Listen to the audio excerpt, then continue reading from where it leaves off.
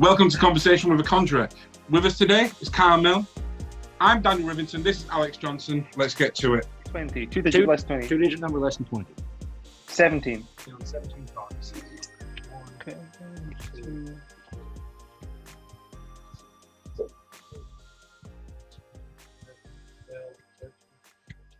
15, 16. That's it. What was your favorite card? King of clubs. Bang. It's awesome, man. It's really good. I'm probably going to cut that out because I don't know how I goofed it up the first time. Thanks for joining us today. Milne, to anybody at home, is an author of books, is a magic teacher, and is known around the magic community for being a stand-up guy. Now, thanks for joining us today, Kyle. How are you doing? I'm good, man. I'm good. How are you? Living the dream and all that.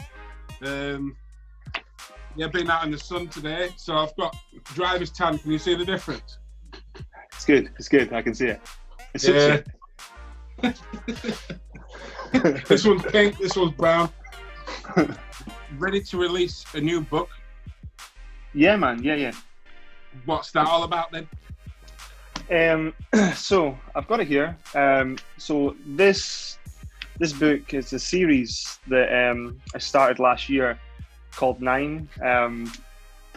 Basically, the idea was to create 9 volumes of a book series and just kind of pace it out. So I'm always working on at least something over an extended period, so I didn't go through a period of not being creative. Because anytime I'm trying to create an individual idea, if I'm stuck on something, I can always kind of pile together a book of sorts while the other ideas boil away in the background. All the books will follow the same format, and they will all contain usually 4 routines. The idea is 2 moves, 4 routines, a piece on performance and how to perform and how you can elevate your own performances, a piece on mindset, and a piece on influence, to who has influenced me and who the readers can potentially look into to find influence in if they haven't heard of them. The first book, for example, was a graffiti artist from the States called Trip. Massive influence on me. And it's a completely different art form, but he's always been very kind to me, and he's helped me out through some difficult times, unbeknownst to him in some ways as well. So that's the kind of format: 9 ideas, 9 books, to complete the series. Fantastic. You have the first one's already been released, and and the second one is due to come out. Did you say you were working on something else? Yeah, so the second book, firstly, that will come out. It's ready. I'm getting some packaging made, so I can get some nice packaging to get them sent out. The website's just the last thing. Once that gets updated, I've got some promo shots getting done next week, and it's ready to go. It's just a matter of time for that. The next thing, I've not actually told many people about it. I suppose I can tell you about it. I'm super excited. It's a standalone routine. I have no idea how I'm going to put it out. It's a special way of altering a deck, right? So the deck in itself will give you the ability to find any card at any time. Okay? Mm-hmm. So the idea came from indexes. I'm a big fan of them because if you use an index, you have the ability to give them free choice of a card. Yeah? So if you give them free choice of a card, there's no forcing and there's no backtracking to think that you could have made me choose that card. If they get the ability just to say, I want the 4 of spades, and in their head, that's a completely free choice. The problem with indexes is, in my eyes, is you then have to make your hand leave the table. Go to your pocket or go somewhere else to source that 4 of spades. So then I set out to create an index that just sits on the middle of the table. So after they name the 4 of spades, I can then obtain that card just by picking up the deck and then giving it to them. Can you demonstrate? No, I don't have it here. I don't believe I do. Is this it?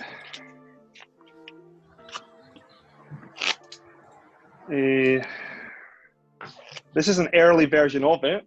This is not the final version.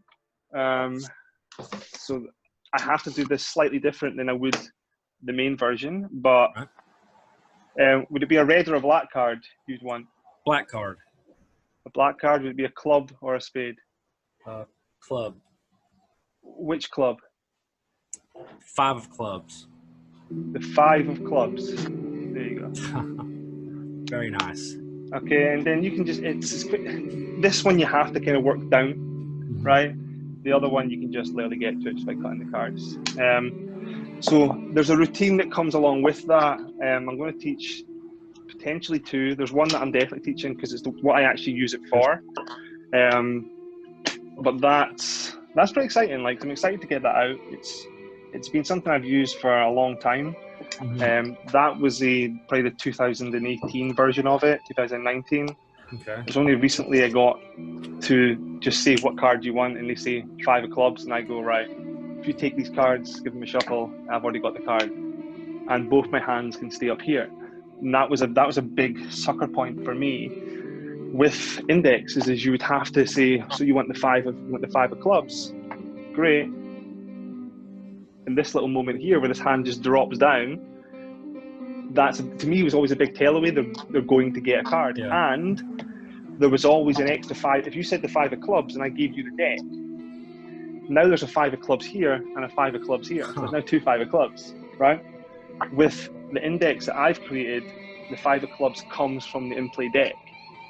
So if they go and look for a duplicate, not that they would, but if they did, it's not there. And in the routine that I teach, I kind of make them go to look for it as an extra convincer that this was all influence, if that makes sense. Basically, the routine is, I can tell you the story. I basically say that in a game of poker, in a round of 8 hands, I can only cheat once because I only get to handle the deck once.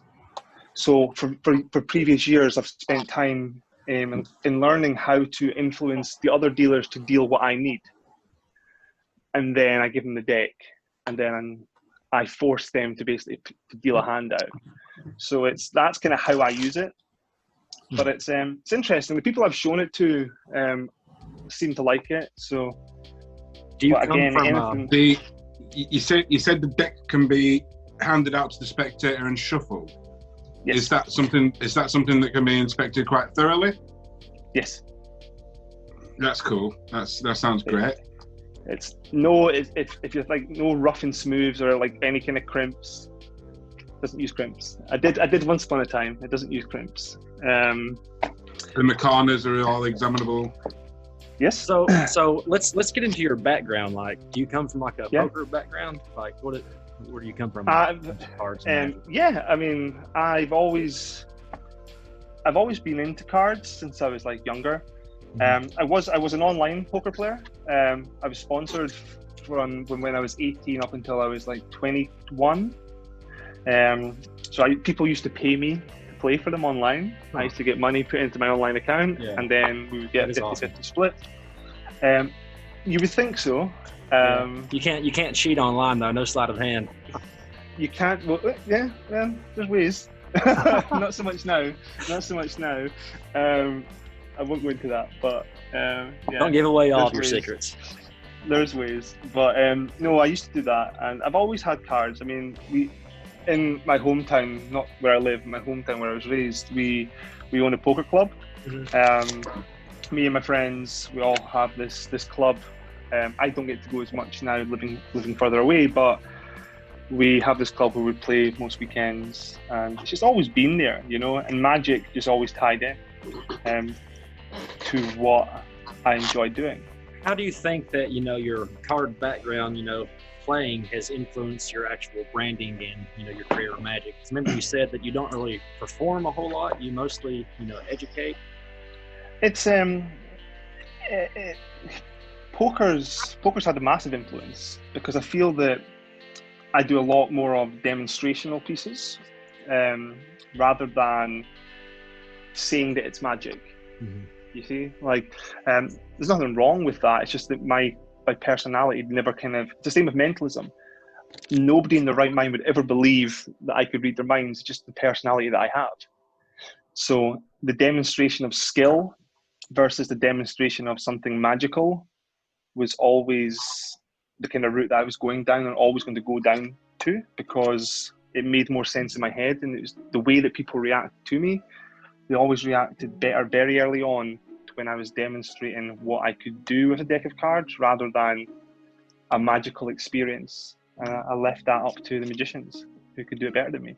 One of the things that I really wanted to talk to you about today is, like branding and, class and different types of magicians out there, and how to know the type of magic, that best suits you and your personality, for advice from anybody watching. I think that the first thing you have to do is learn to understand who you are and what you want to achieve from it, right? You have to understand that 99.99999% of people will make very little money out of magic, okay? Once you get that into your head, you stop trying to emulate people. Right. That's the first thing. If you think that if I go and copy whoever, right, I might get success from them. Like if I try and be like David Blaine, and I just walk up to people and I'm very quiet, very stoic, and kind of copy this. Like people watch. Please watch now. But it doesn't work, and people don't relate to that. The minute you start being yourself, is the minute that people start relating to you, and then the minute you start to enjoy it more, because you're not. One of the biggest things that I done very early on was I used to film myself doing magic all the time. And I would just watch back and I would see if I was happy with what I was doing. And if I wasn't, I'd figure out why I wasn't happy, why the reactions weren't coming. And the biggest tell that came from it was I was not acting myself. I was out with my friends, I'm speaking in a group, I'm being my friendly person and blah, blah, blah, blah, blah. And all of a sudden I would just change into magic. And then I'd go back to normal Kyle. And it was like, people didn't know how to perceive that, how to take that, because if I'm speaking to you and we're all chatty, and then you say, do you want to see a trick? Then all of a sudden you're like, look, watch. Look at me in the eye. It's like people get put on edge. And the best experience and the best reactions come from people being relaxed. Like I talk about this quite in depth actually in the second book, but reactions come from a place of confidence within the audience. So if you're trying to seek reactions, if your audience are not comfortable and confident to show emotion to you, then they're not going to react, because reactions are an emotion. Like people get embarrassed, especially in groups, to show fear, to show happiness, to show laughter, to show to cry, to be whatever. Vulnerability in any way, Correct, right? So if you're feared or if you're not confident to show those emotions, no matter how good the effect you're doing is, you're not going to react, you see? So that was a massive thing as well. So then it just became being yourself. It just became understanding why you're doing it, right? Understanding why you're doing it. Don't copy the flavor of the month. Don't copy the latest tricks if it's not your idea of like what you enjoy, just because you're seeing it online. Find out what you care about. And if that's educating, then spend time creating. If that's going out performing, spend time performing. If that's doing weddings and making couples happy, then do it. Nothing's right or wrong. It's just do what you want to get out of it, not what you think is cool. Because the minute you try and follow the cool path, it's a quick road to misery. Yeah. Do you ever go out and perform, just for fun, at bars? Yeah. Or you? I mean, I do. I wouldn't do. I say I wouldn't. I have in the past, and I still would. I mean, it's very rare, but I perform a lot, but it's very casual performing. I'm thinking next year of doing like a show in Edinburgh. I don't know if you've heard of the Edinburgh Fringe. there's a big festival in Scotland called the Edinburgh Fringe, which gets all kinds of acts from around the world. Yeah, it's variety. There's like comedy, there's all sorts of stuff. Everything. And it's a great time. It's a great time to see some big names and to see some unknowns. So I thought potentially going next year and doing a small run of shows there. Nothing set. It's just an idea. So would I perform? Yes. Do I perform? Yeah. Like if I'm out with my friends in the pub, I'm always doing something. But if you were to try and hire me, like people ask me, would you do a party? No, absolutely not. What type of advice would you give as far as creating value in your public image and in your own personal brand? Be true. The minute you, again, it comes down to trust. If you're trying to put yourself out there as a, we'll call you an influencer because that's the buzzword that's around these days, right? It doesn't matter if you're a magician or a fitness model or whatever, right? You're an influencer if you're in the public image.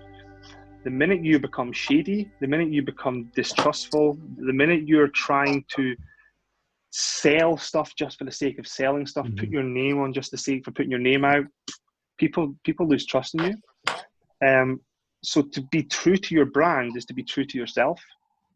And that's where the trust from the audience comes from. It's being you.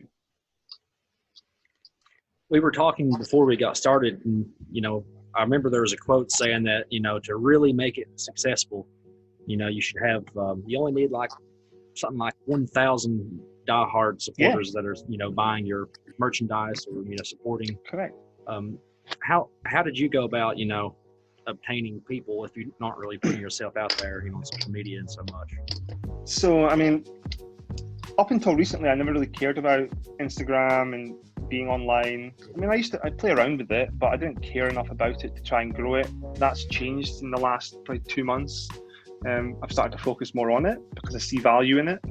But the honest answer is, how did I do so well for my first book, for example, was the people who were my current audience, as in my followers. If they posted something, I would give them my time.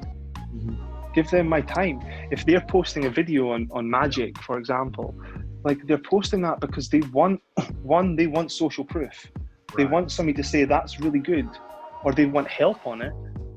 And if you're too far up yourself to give them help, then fine, right? But if you spend 10 minutes saying, hey mate, love the idea, it'd be super cool if you'd done this at the end, and then they go away and they go and do that thing you've said. Now you've just helped them, you've just shown them that you've got the expertise needed to progress them, and you're just a nice guy.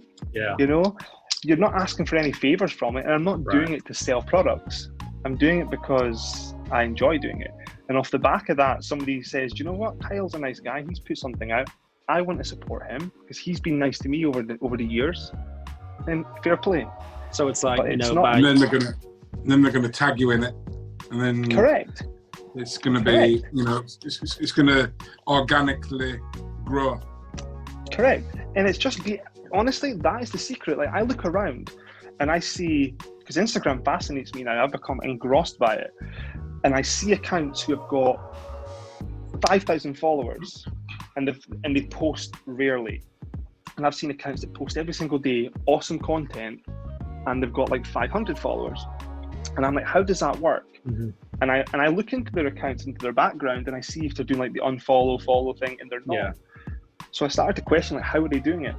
And then I started looking at the people who had the big followings tagged posts, and you were right, they're getting tagged in all these posts, and then the person who's getting tagged is then commenting and supporting. Right? That's how you build an audience. It's not to do with how great your magic is, because I'm under no illusion, I am not the best in the world, and I never will be. And some of the best in the world you'll never ever hear of because they just do it in their house. But the people who are out there who are wanting to support the community, and especially in a time like this when everybody's got nothing else to do, man, the ones that are actually supporting the community as a whole, doing live streams, commenting on posts, sharing posts, trying to build other people's brands up with no ask back for themselves. Not like, I'll shout you out if you give me a shout out back. Right. Just sharing a post. Right. Like, I share people's posts all the time and say, go and follow their account. I don't ask for anything back for it because it helps them. And I would rather that person develops further because he might be or she might be the one to create the next big thing. And now I can get access to that. Amazing. That's what's most important to me. Speaking on that, just real quick, Dan, I just want to give a quick shout out to Devontae Magic. Speaking on what you're talking about, you know, doing the live videos, last night, Devontae did a live takeover of, you know, a rapper's page, and he had like, you know, his 200 people watching his live video, and he went over and had all of his followers go over to their page and say, add Devontae. And the rapper, he had like 3,000 or 4,000 people watching. And so he added Devontae onto the live video. And then he actually started performing. But I just want to say, man, Devontae, man, he's really hustling. You know? But here we go, right? He didn't do that out of selfish gain. He done it out to be nice, right? And now look at you. You've now went on to this, and you've now told me about it, right? All because he done a good thing. And now and everybody who's watching's probably told somebody the same story. It doesn't come out. There's a saying: do nothing out of selfish ambition, right? Do nothing out of selfish ambition, right? If you just go out there and be selfless and just help each other out, because we're all trying to get somewhere. And really, what does it? How hard is it to share a post? Right. Like, and also, I wanted to give a shout out to Casper. I know that he's one of your friends, but every time I'm on Instagram, like, if you know, I follow a lot of magicians, but every time I'm on Instagram, I always see he's liking people's posts, he's commenting on it. I see him everywhere. Casper's an amazing person. I've got the highest respect for him. I've been out performing with Casper. He's somebody who's seen me perform. It's a very rare thing. But I went out performing with Casper in March in Guiseley. I was down in Guiseley at the potting shed, and we were tearing it up. And then we went into Bradford. We got a taxi into Bradford. So that was a good night. That was a good night. A bit of a wild one, but it was a good one. Yeah. Guiseley's quite quiet, isn't it? Man, potting shed was banging. Potting shed was a good time. Like we had like there's some photographs on my Instagram of it. We had like the table, she's like loving it. It was a great time. Brilliant. Honestly, one of the best nights I've had this year. I mean, it's not hard to beat because we've been locked down, but it was a good time. It's a very good time. So, and he's very good as well. Casper's fantastic. Like, he needs to. He started a YouTube channel. Yeah. So I'm so glad for that. So glad. So you said before about in the book you credit mentors or people that you take inspiration from. In the magic world, especially when you were getting started, who were those people? I don't want you to go into too much detail. I don't want you to give away the whole, you know, what's in your book. But so if you could just touch on that, started off Blaine, 100%. Blaine blew me away. Street Magic Special. I know it's such a stereotypical thing to say, right? But it's good, you know. It's a big influence for a lot of magicians. It changed me. And where it actually all started was again, cliche, but my granny, she bought me a magic kit, right? And I was very into music at the time, and I was very good at music. And I went up and I watched, it was like a VHS, and you put it in, and you got to see the performance first, and then you got to get the tuition after. So I was watching the miracles, and it was the first time that I'd seen these effects, and I'm blown away. I've never seen magic before in my life, and I would run downstairs to show my mum, and she wasn't that impressed, of what I was doing. And then that's what kind of really drove me to want to become good at it, because it was the first time in my life my mum was like upset with what I was showing her. She was like, "Yeah, it's all right. It's okay. It's not bad. It's not great. Stick to music. Don't give that up. Don't stick with magic." Yeah. So I think girlfriends have a tendency to do that. Yeah, man. Because they've seen too much of it. They've seen way too much of it. They don't give a shit about it. Story of my life. The amount of times my girlfriend's like, "Yeah, you're palming it," and I'm like, "Are you kidding me?"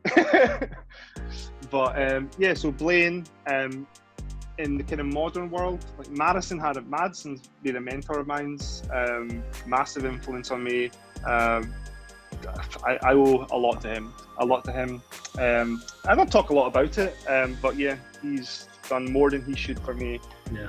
When I hadn't released anything, and done a lot for me. So I massively appreciate that.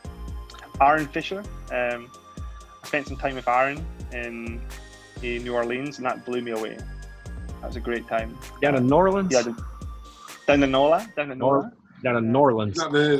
Is it CCC or something like that, or MMM? There's 3 letters.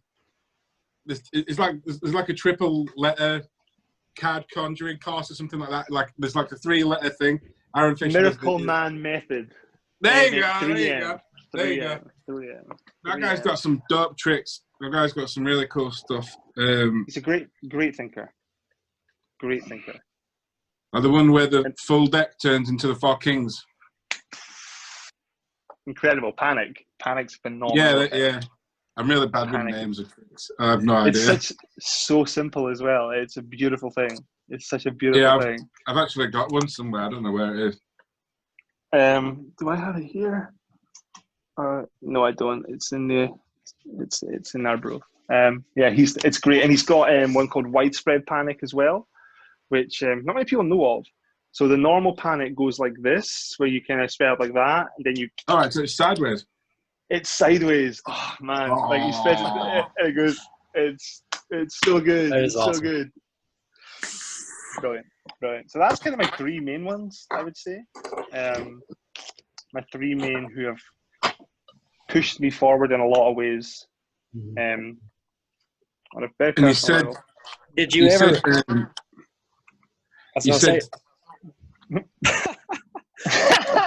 Okay, Rochambeau, who's going to talk? 1, 2, 3. You suck. 1, 2, 3. All right, you go. Rochambeau! When Cartman says it on Star Trek. Yeah. I forgot what I was going to say now. Okay, I'll go ahead and go. Did you ever end up impressing your mom, like with the magic? Honestly, now yes. It took me probably until I was about 22 before she actually went, wow. And it was the self-tying shoelace. Oh, really? That was the thing that got her. Yeah. And I'm so annoyed that was the first one that she still talks about it to this day. Mm-hmm. She still talks about it to this day. But you never did reveal it, right? No, absolutely not. Yeah. Absolutely not. Absolutely not.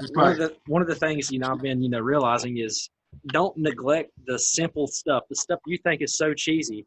Like I've been doing some spoon bending, just messing around, and I did that to my girlfriend the other day, and it completely blew her mind. I've not actually did the self-tying shoelace yet, but I'm going to do that now. There's a fascinating train of thought with that, right? And I'm glad you picked that up because I was talking to somebody else about this recently. There's a kind of unneeded need, I think is the word I'm looking for, to overcomplicate things. Yeah. Right? In magic. It's like everybody's trying to find the best new way to move a card from here to here. Yeah. Right? Mm-hmm. I'll cut the deck. I'll just cut the deck in gesture, right? That to me, so if I'm here and I do a pass and it goes all the way under and I'm riffling up the back and I make it look perfect, or I just say, just place it back in and then we're just chatting and I'm just messing with it. I'm saying, right? There's no suspicious movements there, right? Yeah. So all of these ideas, like I'm in the firm belief, if you bring your hands together, you better be doing something, right? And it better not be a move, right? So I'm glad you said that because I think that you say that some of the simplest effects blow people away. The reason for that is because they have no moves, right? They have no moves. Did you see Ben Earl's live lecture on Instagram? Amazing. Yeah, amazing. That was basically exactly what he was talking about the whole way through. It's so true. It's so true. And it's 100% right. The more.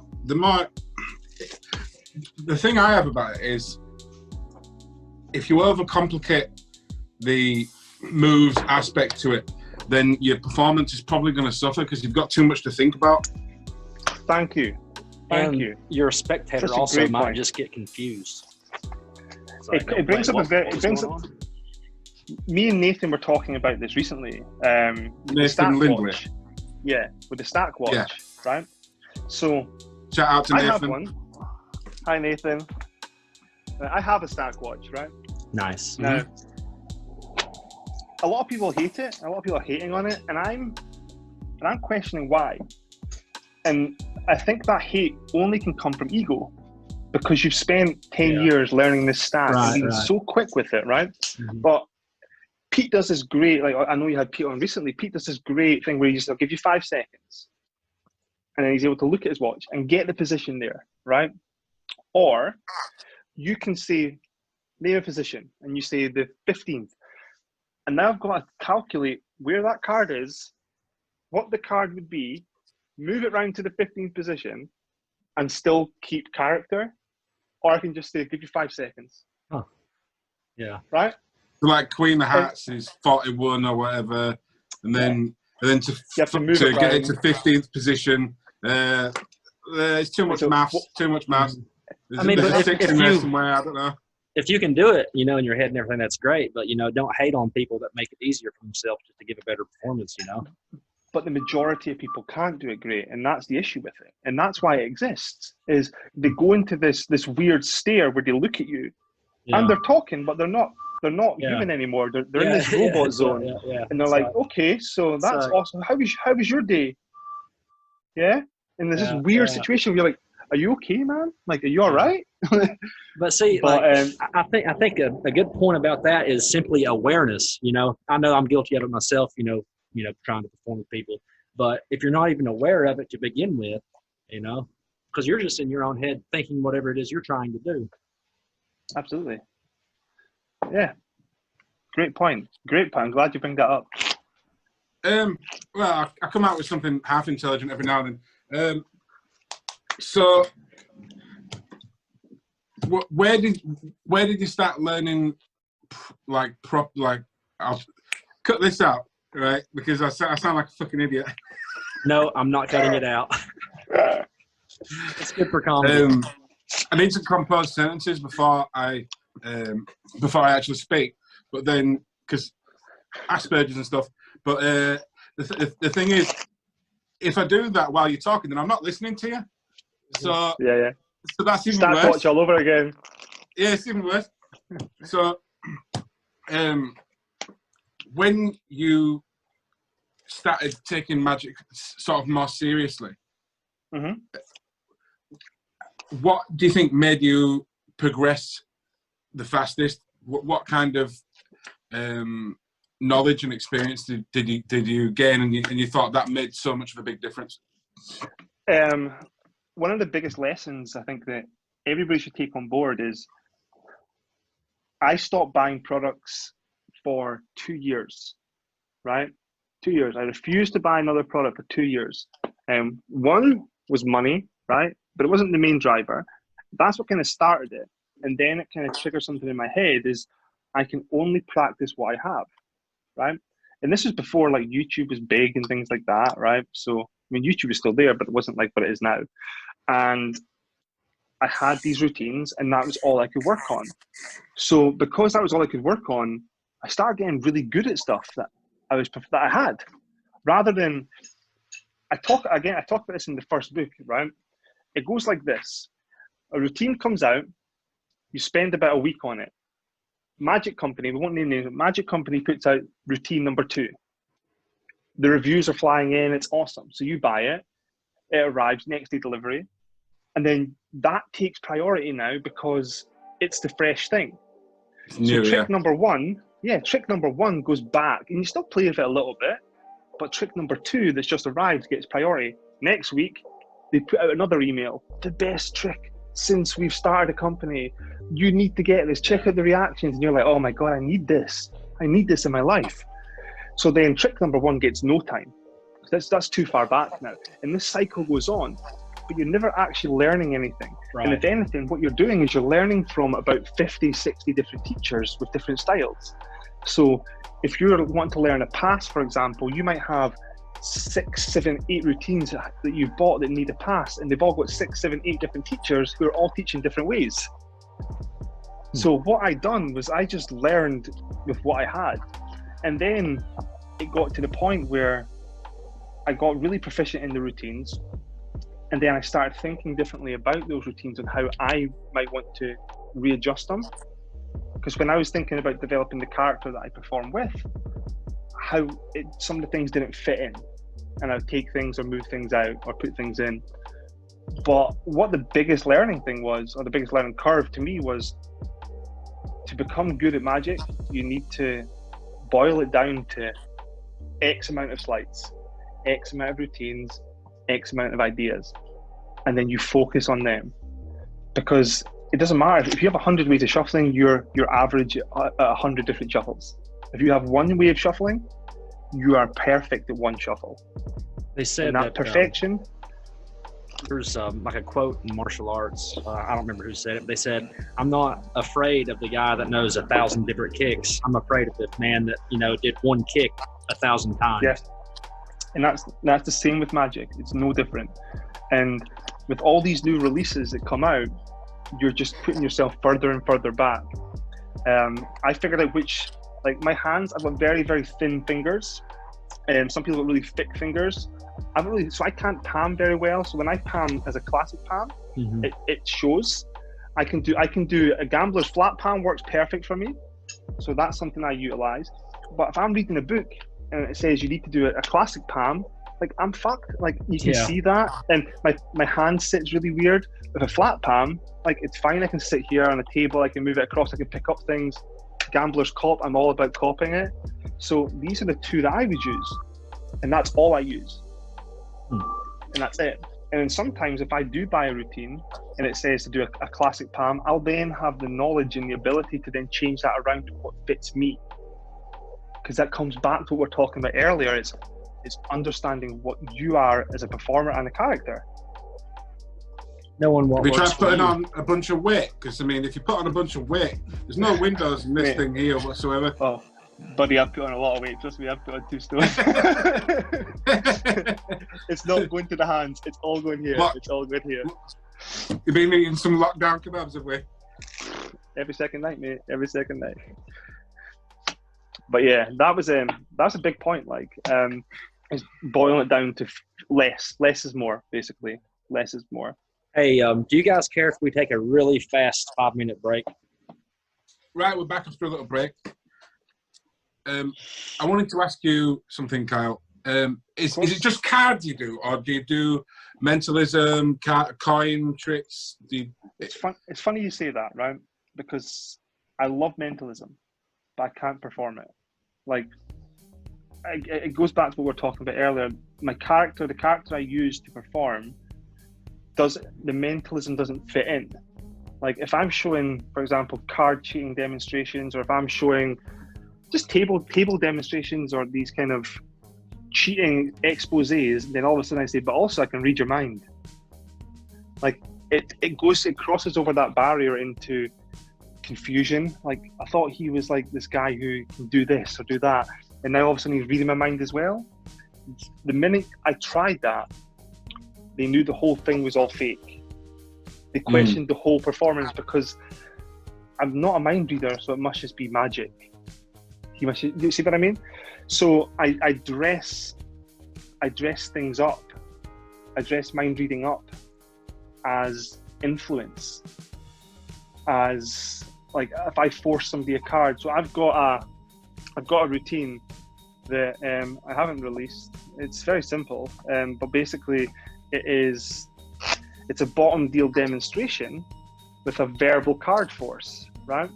So I've got a verbal card force that I use. Now I could use that where I force a card through word. Now, and then the mentalist out there would then reveal that card through picking it out of their mind and doing this whole amazing performance, which mentalism is. But that wasn't me. So what I do is I dress that card force, that verbal card force, up as a center deal. So I have a deck sat on the table, and then I'll dress it up as a center deal. You see? So it's It's the same routine. It's just dressed up to fit the way that I perform. So I do mentalism. It's just not in the classical sense that somebody who's a mentalist might do it. You said earlier about you'd sort of throw people off by going into a different character. Yeah. And then you just talked about your sort of persona for when you do magic tricks or demonstrations. What's the difference between the two characters? What exactly do you mean by the two different characters? It's me. I am known, I'm known to have played poker my whole life. I'm still Kyle. It's not Kyle the magician. It's Kyle the card guy. You know, it's, can you show me something with cards? Nobody asked me to see magic. Well, some people do. That's a lie, right? But people who are in my circles, not like magic circles, but friendship circles, who are not magic inclined, they will ask to show me something with cards. They never ask for a magic trick because they don't think what I do is magic. They think of it as, again, some kind of demonstrations. I trod on the line. I dance around that line of magic where surely what he's doing can't be just skill, right? But I never ever will go out and say that it's magic. I can teleport a card from here to here. Boom, it's done. In that case, what I might say is, I would say, so through distraction, what I'll do is I'm able to move a card from here to here where you didn't see. And that's how the cheat would be able to move the cards, for example. That there is more realistic than saying it's the same routine. All I'm doing is adding some verbiage in there that relates to what people know me as. So I don't change character. If I'm in the pub drinking, I don't all of a sudden change into the card guy. It's just me. But people understand that that is who I am, so I don't need to become this person. If that makes sense, because it fits what I do. I love playing poker with my friends. I love playing poker, full stop. I've always got a deck of cards in my hand. If I'm ever in a bar, I'll have a deck of cards in my hand. If you ever see me, I'll have a deck of cards in my hand. So if somebody comes up and goes, Kyle, can you show me something with cards? I'm not breaking character, because what I would do is I would break into a story and tell them a demonstration that I'm going to show them. So but if I went like that, okay, 2 seconds, have a seat, please, let me read your mind. They would say, Kyle, what the fuck are you talking about? Like, this is so far away from what you are as a person, as somebody I know. Like, what have you bought online to learn this? And that's something that I learned very early on, just not deal with. And I know people like Casper, when me and him were out in Guiseley, he was very much doing like mind reading, kind of mentalism kind of stuff. And we're both doing very similar tricks, very similar routines, but we just dressed them up differently. And that was really fascinating, because it was the magician and mentalist out on a night out, and we're both doing the same things, but it was like he was doing them totally different than I was, and we're performing to the same groups, and they were looking at them as different effects. And that was a big lesson as well. Let me turn the light on here. Give me a little second. Holy shit. Yeah, that's much better. He used the fourth. Now it looks like it's actually dark outside. Yeah, there we go. It's dark outside. So do you care if I try something real quick? I might cut this out. I just want to try something. So usually, this is something I've been working on. I mean, it might work, it might not work. But I usually ask someone to think of a 2-digit number less than 20. Okay.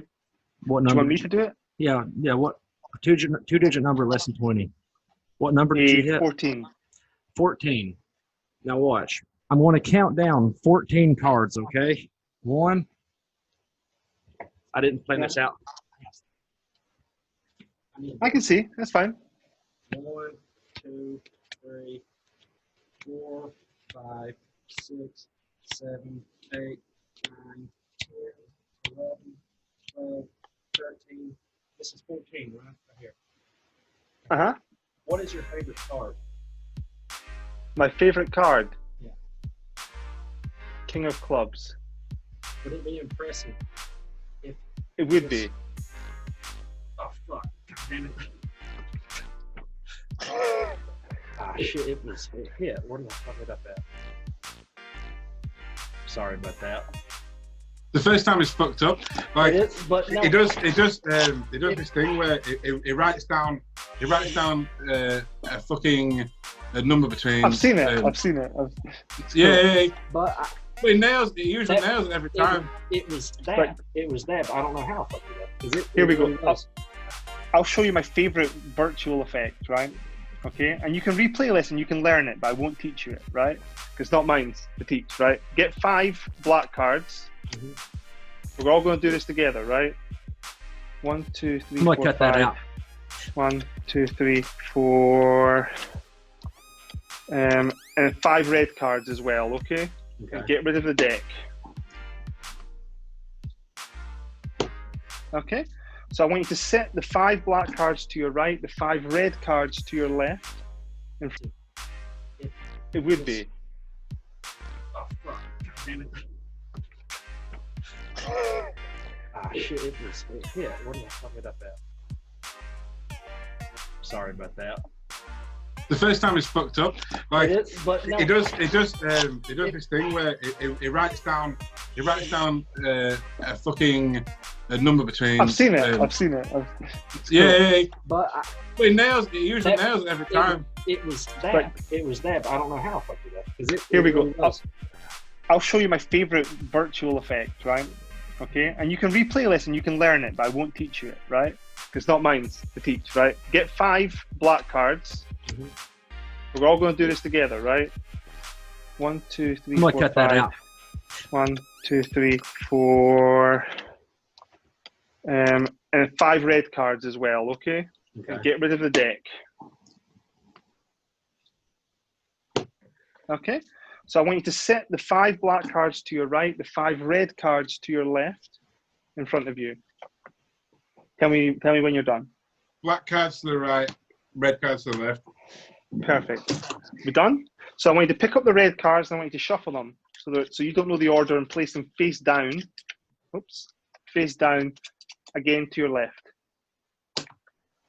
And I want you to take the 5 black cards, shuffle them up so you don't know the order and place them down to your right. And I want you to pick up both piles like this. And I want you to put a red card down and then a black card down. Face down. And then a red card. Yeah, face down. And then a black card. And then a red and a black. And keep doing it until you've mixed them black and red all the way through. Just like this. Okay? You don't have to show me, but just so you know they're mixed up and it's not some kind of trickery. Yeah. Now, happy? So I want you to hold them like palm down like this, okay, with the cards face down. And I want you to take the top 2 cards, okay, and turn them face up. Okay? Mm-hmm. And then I want you to cut the deck. Okay? Yeah. Take the next 2 cards and then flip them around. And then cut them into the deck again. Now you may, when you come to a card from earlier, I want you to take the next 2 cards and also flip them, and then cut it again. At the ones after the. No, just do it. The top 2 cards. The top 2 cards, flip them, yeah, and then cut them. Cut the cards again. Mm-hmm. Yeah, and if you want to go one more time, fine. Take the next 2 top cards, flip them, and then cut again. Okay? Yeah. Now, I want you to take the pack under the table, okay? I want you to cut the cards once under the table, twice, and then 3 times. Yeah? Now, I want you to take the top 4 cards, yeah? And then just flip them over as well. Okay, this is a complete mess. We've cut, we've shuffled, we've flipped, right? I want you to start dealing into 2 piles left and right, okay? Just deal into 2 piles left and right, back and forth, back and forth. Yeah. Okay, now I want you to take the pile to your left and just shuffle them.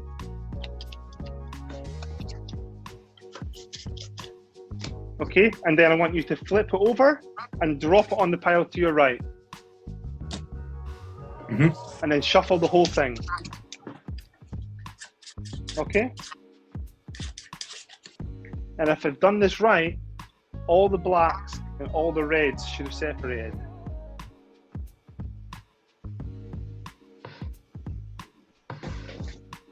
Nice. Ta-da. It's cool, right? Very cool. If you want to learn it, follow the instructions I went through. There's something else that uses that, but it's not like an oil and water. It's like you have a pack of 16 cards. Who teaches it? I'm drawing a blank right now. He's got a whole book called Verbal Magic, which is what he done when he done this radio show. So all he could do was do magic over the air, but he had no visual. So he done it every Friday night or whatever it was, done this one routine, and he would just say the words and people at home would be able to get the magic in their hands. That's where it's from. It's from a Verbal Magic. Great book. So the one that I noticed, using the same principle, I'm assuming, it's you have 16 cards and 4 of them are turned face up, and those might be a 4 of a kind, such as aces, for example, or whatever. It doesn't matter what the 4 of a kind is, and then you do a similar process to that, and then you deal them into 4 piles, and then you do a certain type of turnover shuffle type thing, and then and you've done a whole process where you turn them face up, face down, face up, face down, you know, and the spectator has got complete control over which ones get turned face up, which ones get turned face down, etc. And then at the end of it, the climax is that all the cards are face down except for the 4 aces, which are face up. It's just it's very similar. It'll be all cyclical cycling. So it's if you turn 2 over, it's still going red, black, red, basically. So it's cool. Yeah, it's the binary system. Yeah, exactly what it is. It's. I like that one a lot more. The one that you showed us is a lot better than the. It's fun. Check out Verbal Magic if you get a chance. It's literally the first routine in the book. It's I think it's called A Moment of Wonder. I can't remember. There's literally first thing you come to after the introduction, and I know Azzy Wind, he does it quite a lot as well. They say it's popular. I've never seen anybody do it apart from Azzy, but it's definitely fun. Do you care if we try that again? I can't believe I fucked it up because it was right, but somehow I goofed it up. You want to try it again? Yeah, if you don't care. Of course. Right. Again, absolutely. Think of a. Go. All right. Think of a 2-digit number less than 20. Before we do it, do I have to pick the king of clubs? Well, I mean, because that is your card. Yeah. Okay. But I mean, number less than 20. Yeah. We'll go for a less than 20. 2-digit less than 20. 2-digit number less than 20. 17. Is there a specific reason why you would pick 17? No. All right. For those of you all that are watching this, I goofed it up the first time, so I hope I don't goof it up this time. So yeah, I'm going to count down 17 cards. 1, okay. 2, 16.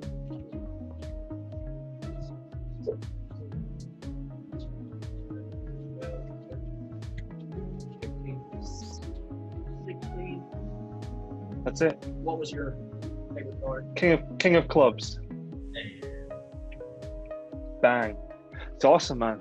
It's really good. I'm probably going to cut that out because I don't know how I goofed it up the first time. But that's good, man. That's really, really good. Because it really was I put it in the 14th position, but somehow I goofed it up. It's really cool. It's very cool. because I've seen you do it multiple different numbers to different people. So I was trying. It's not like it's with cards, you know. So it's like, but just to let you know, it did work the first time, but I goofed up the cards. It's really smart. It's and it's clean. It's clean in the sense that I'm not looking at it thinking, he's up to something here. He's up to. I can see him doing. It looks good. So be proud of that, man. It's very good. Let's go. You said before, Kyle, about playing poker with your friends. I actually play poker myself. Cool. Do you face sort of more scrupulization? I don't know. By the way, are your friends suspicious of you when? They don't let me deal, and that's just which is fine because I'm happy not dealing because I can enjoy the game more, right? But I would never cheat my friends, right? I would never cheat my friends, because it's usually a casual game that we play and things. But they're also not stupid, right? They've seen enough of what I will do that if they can't see it when I'm actually demonstrating it to them, they're not going to be able to see it if they're having a few beers and having a good time. So because it's very casual, no, they don't let me deal, which is fine. But I wouldn't do it anyway because I understand what you mean. I just struggle getting anyone to play with me. It's a silly thing, you know. Nobody will gamble with me whatsoever. It's a weird thing. It brings up a weird question. Like, I personally wouldn't do it. Have I cheated in games before?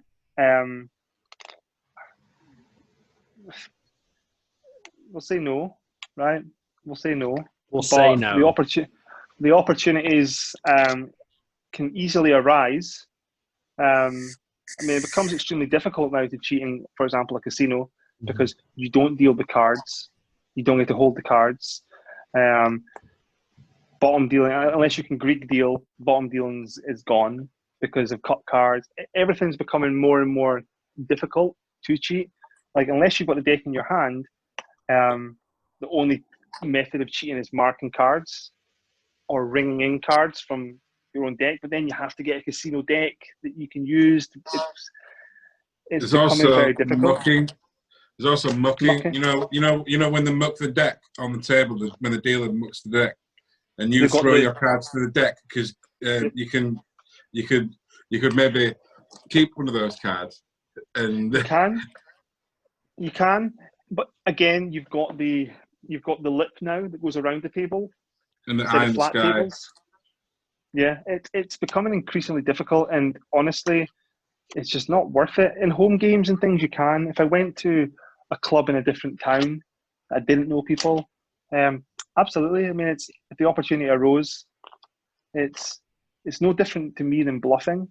Like, if somebody's going to lie to me and tell me they've got the best hand when they don't actually have any cards, then what difference is it dealing from the bottom, you know, or dealing second from the top, or dealing from or bringing the card in? The issue is that the games that I will play are so casual. Like, I can beat them. I can beat them through skill alone. I don't need to cheat. Like, they're absolutely shite. Like, not to mention, it's not worth getting your ass kicked. My friends are not very good, man. So I can quite comfortably walk away with money every time I go. So it's don't tell it. Hopefully they don't see this. Because they'll be pissed off. But it's but the opportunity can come up. They'll just take it as a challenge to get better. But what I enjoy, and I'm sure you're the same, is spotting those opportunities and knowing in your head that you could do something at this point, whether you do or not. It's when you're sitting, watching the table, you notice these little events that I could easily do this here, or I could easily do this here, and that to me is enjoyable. It's just as enjoyable as cheating, because it's the same buzz, because you know you're smarter than the people you're playing with, and that's what cheating is. It's knowing that you're ahead of the game on so many levels. Whether you pull off the move or not, it's knowing that you could get away with it at that point. and that's fun in itself. But wouldn't it be suspicious though if like every time that you dealt the cards you won that hand? So it's what Dan said, it's not dealing the cards when you deal, it's stealing cards away. It's a big part of it. Okay. So stealing cards from the deck. So getting an ace off the table, putting it into, for example, a knee clip, and then ringing it in. And when you and then switching, for example, if you have an ace 5 and you've got an ace in your knee, and the dealer's across the table, you can get that ace onto the edge of the table, look at your cards, load it to the bottom, and then cop away the other card to your knee, and then put them back down. And now you've got 2 aces on the table and a 5 in your knee. And then come the break, you can just bin that 5. If anything, you can be really cheeky and say, when you're dealing, say, I don't think this deck's got enough cards. Like, this deck doesn't have enough cards. If it's a very casual game and they didn't count the cards before the game, you can say, I think this deck's light. And then they'll look through and they'll see there's only 51 cards. And then they'll bring in a brand new deck, so nobody can backtrack and see that you've cheated. Because they're the ones who've got rid of the deck. They'll say, yeah, it's light. And you just put the 5 of spades in the bin that you took away earlier. So you can ring it in the next time you're dealing. Yeah, man. There's so many things, and it's fun to think, because when you're getting dealt, like if you play poker, so many hands you'll get dealt are just crap. Like, so you're sitting there doing nothing for a long time. So looking at ways you could, 2-7, man. You got bullets. You got bullets in your pocket, and you're thinking, should I use them now?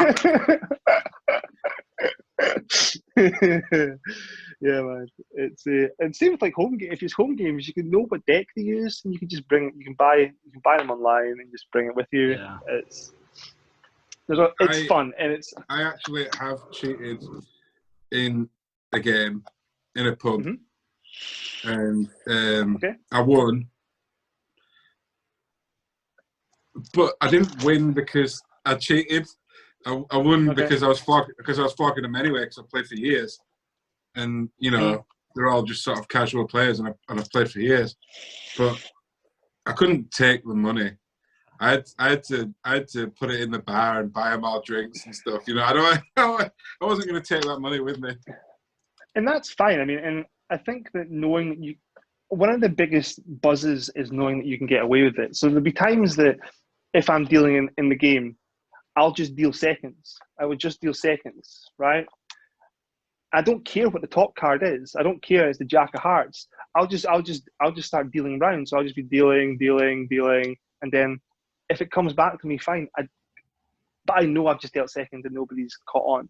And that's a great way of practicing. If you play live games, just second deal or just bottom deal, not to cheat, just to practice. Because if you can get past it in a game, a friendly game, that you're not going to get your fucking head kicked in, because it's like £1,000 buy-in, practice, or even just second deal on the 5th position. So deal, second deal.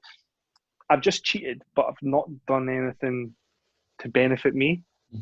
You know what I mean? Yeah. So it's a great way of practicing without the need of actually trying to stack a deck or rig a deck, because that's when it starts to become a different level.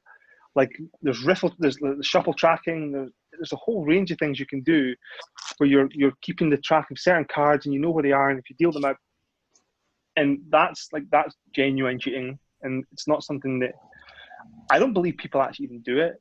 Like, I don't. I think that the skill exists, but for you to be able to set that up live in a game, you need complete control of the cards. You need to deal every single hand.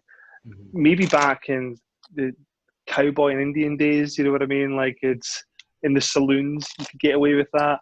But man, like, you can't do it these days. It's impossible. Somebody's got to cut the cards next to you. So then you're going to have to nullify a cut after you've shuffled. And then you're going to have to do some form of pass after you've given the card to the guy on your right. Like, it doesn't work. But there's definitely ways that you can incorporate cheating into a game without actually cheating itself, just to practice your own skills. I like the idea of practicing second deal just to see if you can get away with it.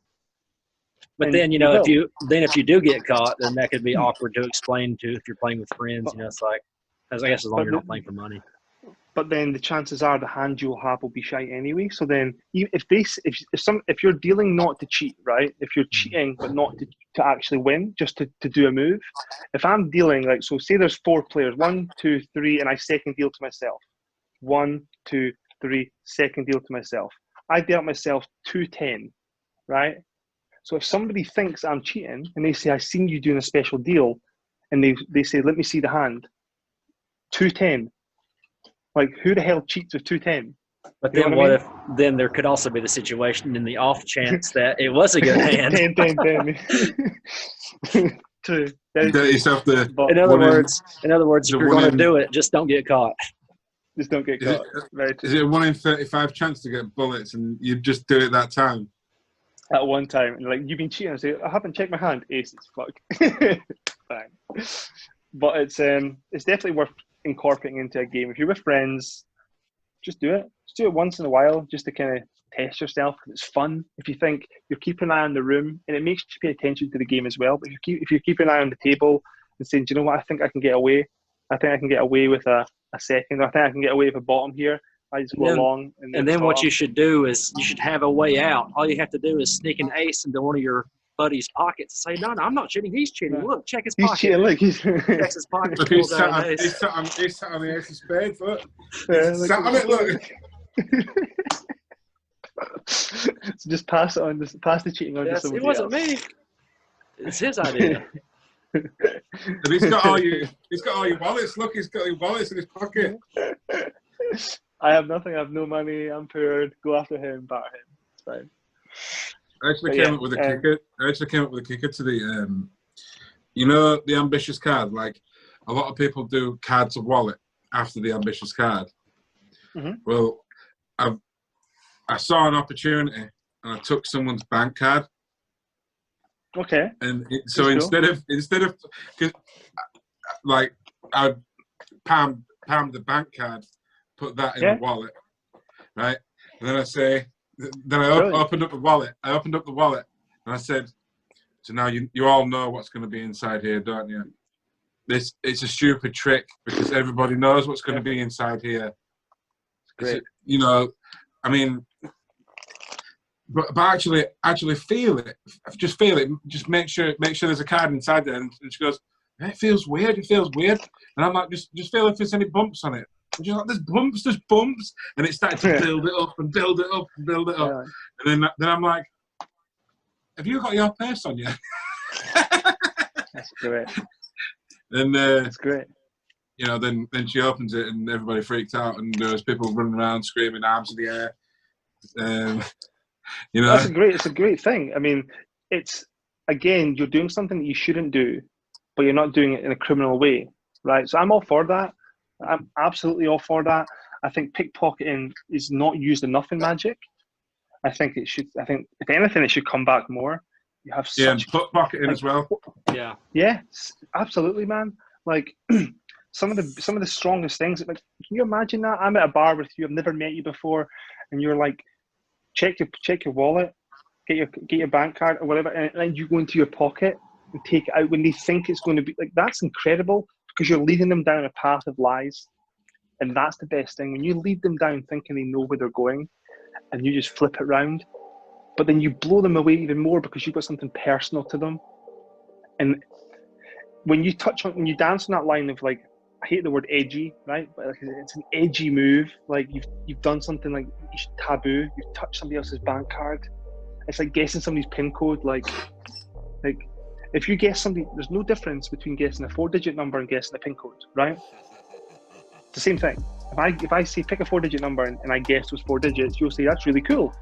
If I say think of your PIN code and I guess your PIN code, you've just elevated the trick because it's a taboo subject. It's a personal thing to me, right? And what you've done there is instead of having the card to the pocket, you have their bank card to the pocket, and that's personal. That's an amazing thing you've done, man. Like that's good. It's risky. Though, if you can ever get your hands on someone's bank card and you've got a wallet on you, one of those, like I use a one with the envelope inside.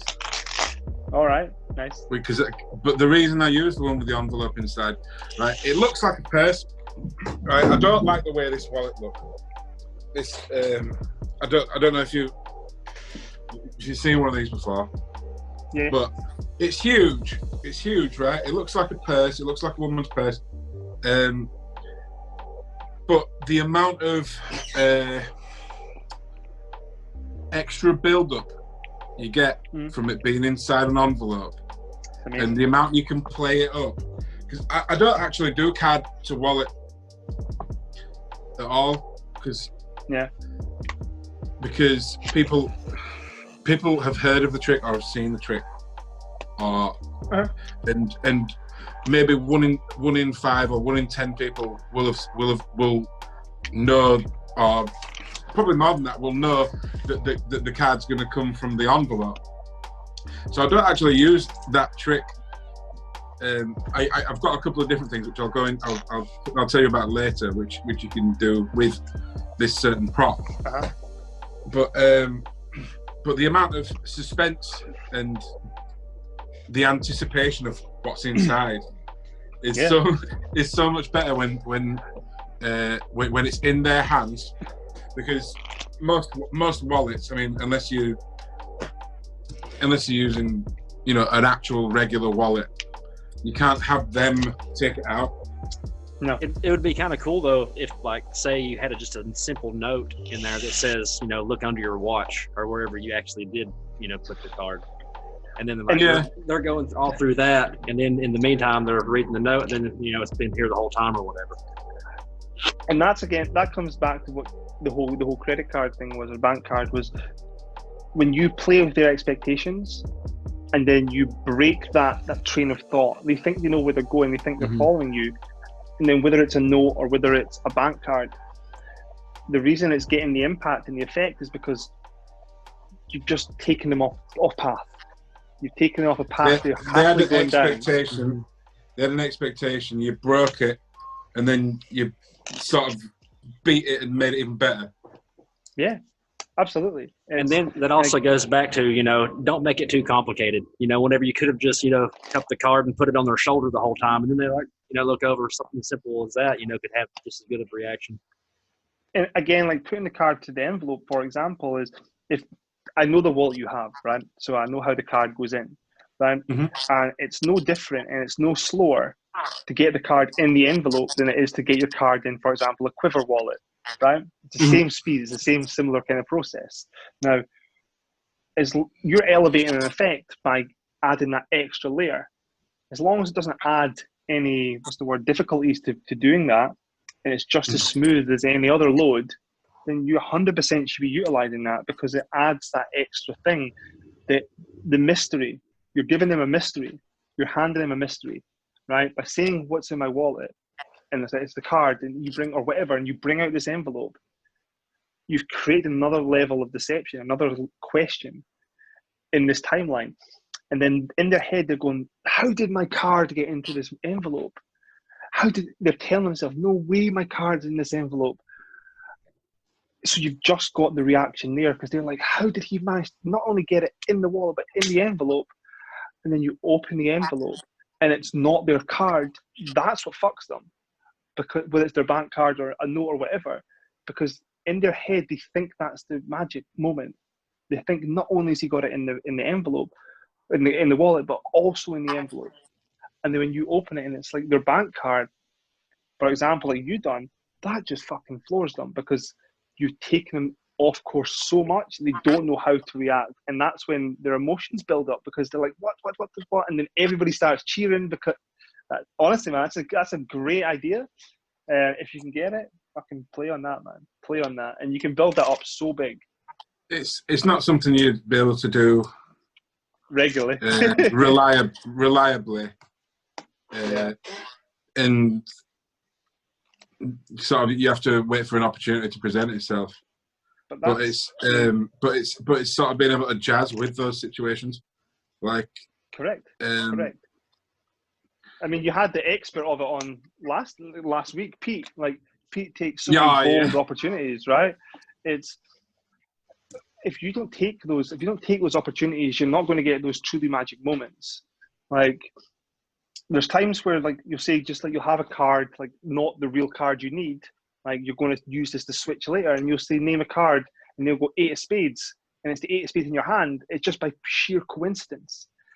And it's learning how to take these situations and not get scared by them, because they can become, I know they're not scary, but they can become scary to how to really encapsulate them and build them up, because in your head, you're going down your own path. You're following this routine. You've got it all set up and ready to go.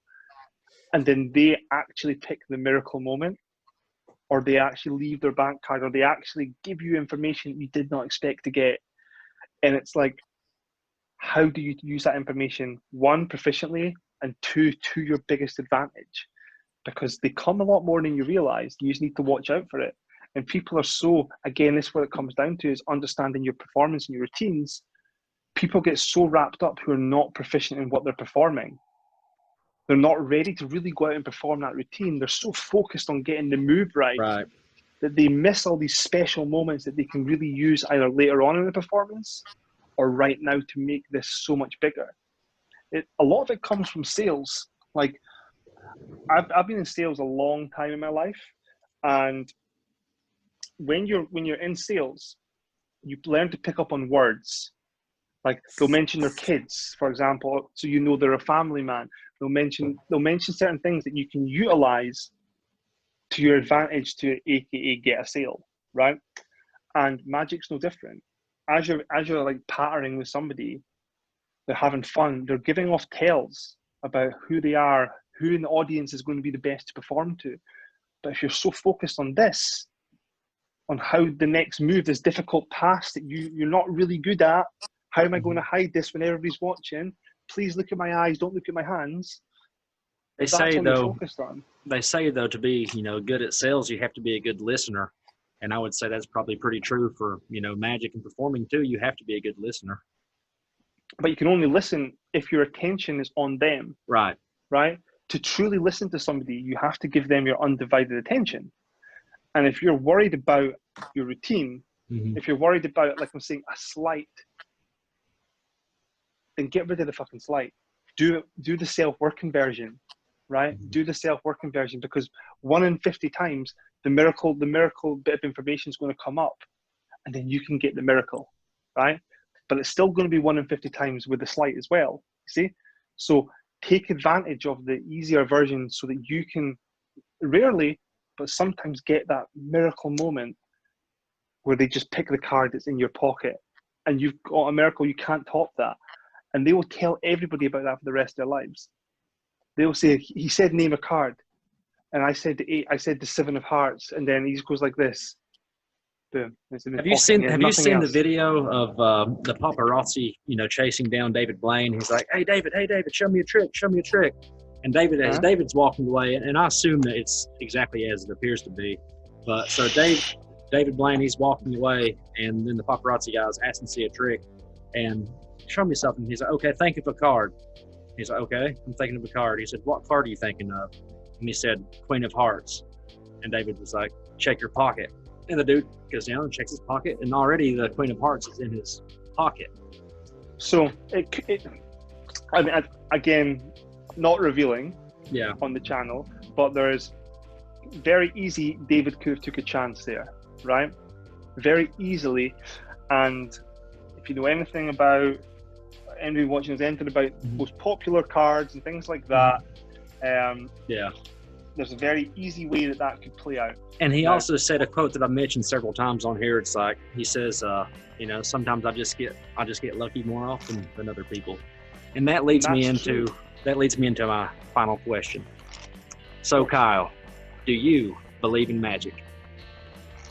Do I believe in magic? Yes, I do. I believe that what we do, whatever that may be, cards, mentalism, the performing arts that we do, I believe that what we create is a feeling of magic. I don't believe that the actual act itself exists, but I believe that what we gift to the people watching, that's something that no other art form can give. Music, painting, nothing else in the world can make you feel that way. If you do it right. Nothing else can give you that feeling. The feeling of sheer astonishment can only be obtained through magic, because as we grow older, we allow our wonder to kind of die down with realism. Like, you're told that you'll never be a famous actor, so you don't pursue acting anymore, even though it's your dream. You'll never be good enough at football, so you stop playing football, or you just play casually because somebody once told you, so you give up on these kind of hopes and dreams. But magic doesn't line up with that. It allows you to go back to a time where, when you thought things were possible, and it takes you back to that time. And that's a gift that no other art form can give you. That is a fantastic explanation. Thank you. Good. All right, guys. Any final questions there, Dan, or anything you want to ask us, Kyle? I do, actually, because I think that what you guys are doing is an amazing thing. Where do you see this thing going? Where do you see this channel going? What's the plans going forward with this? Well, it all just started as a random idea. Like, I don't even know exactly how we had the idea. And pretty much we've just been taking advantage of the quarantine because, everybody's not, got a whole lot of going on. But, in the span of just a couple of weeks, we've been able to do this much. So who knows where it can go. I mean, ideally, it'd be great, to have, some of the, the best of the best, on, like trying to catalog everybody. I mean, we've already had a couple. Yeah. Well, we have. But I mean, keeping that going and, not stopping. And even, I also like, having on, people that aren't very well known and just people that I think, are unique and fun to talk to. But what do you think, Dan? What's your idea? We're not doing this like. There's not going to be any money in it. Probably there's not going to be. It's not going to make us famous. It's not. We're doing it because we love magic, and we like to. Speak to people who think similarly to us, or maybe if they think differently, we could, work out why they think that way and maybe understand it better. But also, we just like to goof off and talk shit. Like, yeah. I think there's a few what you've listed there. Say what? Is you've listed everything that you're not doing it for all the wrong reasons. You're doing it for all the right reasons. We're just doing it because it's fun, I enjoy it. That's great, man. Like, I think it's great what you're doing, and it's very similar to what like Ben Earl was doing with his Friday talks and things like that. More people should be utilizing this, especially this time, like getting together and taking advantage of people's downtime and just having a chat.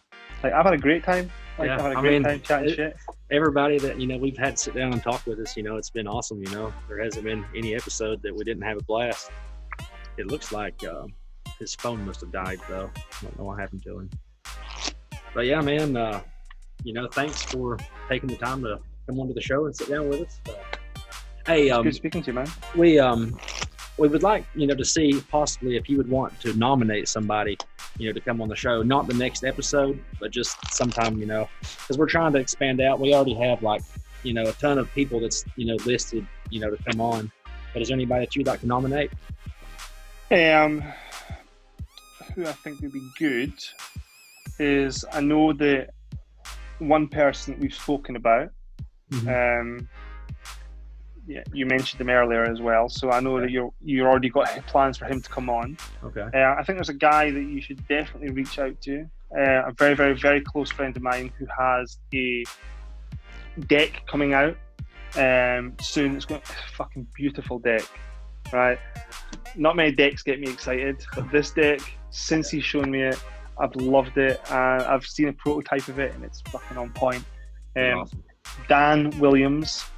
His Instagram is I'll find it and I'll put it in the description. You can find him, right? But he's got an amazing deck coming out. He's an amazing photographer. Great with cards, and he's a very, very, very close friend of mine. And he would kill me if he knew that I said this. But I think it's something you should definitely reach out. Because it's definitely worth doing. And you'd like him as well. He's a great guy. Dan Williams. Okay, I'll reach out to him. Yeah, we lost you there, Dan. We lost you. Yeah, I've been at work all day. Hey, I'm just going to go ahead and stop the recording. I think we had a pretty good, solid outro there. All right.